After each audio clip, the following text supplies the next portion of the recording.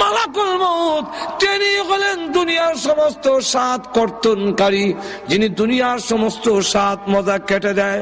সেই আজরাইল গোমা হাজির হয়েছে। হযরত ফাতেমা রাদিয়াল্লাহু আনহা বলেন, ওগো আব্বাজান, এই মুহূর্তে কেন তিনি আসলেন?